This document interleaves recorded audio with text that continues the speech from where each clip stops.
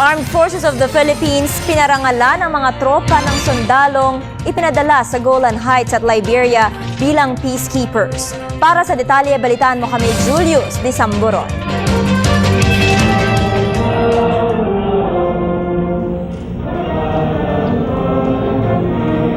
Ginanap ngayong araw ang pabibigay parangal sa mga Pilipinong ipinadala sa Golan Heights at Liberia.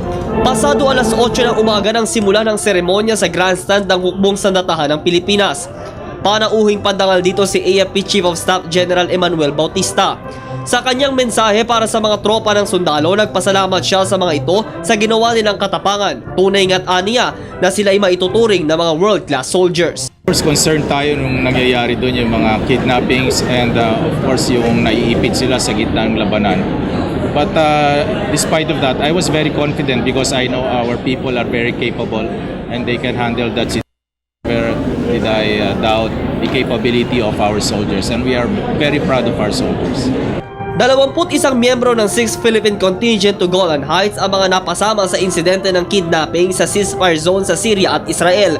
Mayo 7, 4 pang peacekeeper ang nabihag pero agad din naman silang lahat na pinakawalan. Company commander, nakita ko kasi hindi kami nagdala ng baril dahil sabi ko ito yung mag-a-attract pa sa kanila na pag-interesan nila. Lalo dumadami yung mga members ng rebelde at that time at kulang sila sa mga armas. So sabi ko, peacekeeper naman tayo.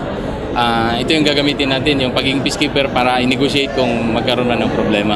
Nagkwento naman ng ilang tropang pinadala sa Liberia ng kanila naging karanasan, hindi man na-kidnap kundi sa dinanas na manghirap sa pagbibigay seguridad. Kami doon as security ng SRSG, ng head ng UNMIL, kami ang security. Lahat naman po ng pangailangan namin binibigay ng gobyerno natin. Masaya po kami kasi kahit papano sa ganitong pagkakataon na bigyan kami ng parangal na. Sa gitna ng programa, bumaba mismo si General Bautista para personal na kamayan, i-congratulate at pasalamatan ang mga sundalong nagbahagi ng tulong. Nang makapanayam ng opisyal, sinabi nito ang patuloy na deployment ng mga sundalo sa mga naturang lugar. Tuloy-tuloy ang deployment natin. It is our commitment to the United Nations. We will participate to the best that we can to United Nations peacekeeping activities. Samantala, inaasahan na magbibigay parangal pa sila sa ilan pang sundalo sa darating na AFP Day. Ipinapakita lamang sa pagbibigay ng parangal na ito sa mga tropa ng sundalo na kinikilala ng pamahalaan ang kakayanan at tapang ng mga sundalong sumabak anumang gera ang kanilang kasabakan. Mula dito sa Kampo Aguinaldo at para sa Telebisyon ng Bayan, ako si Julius Disamburon.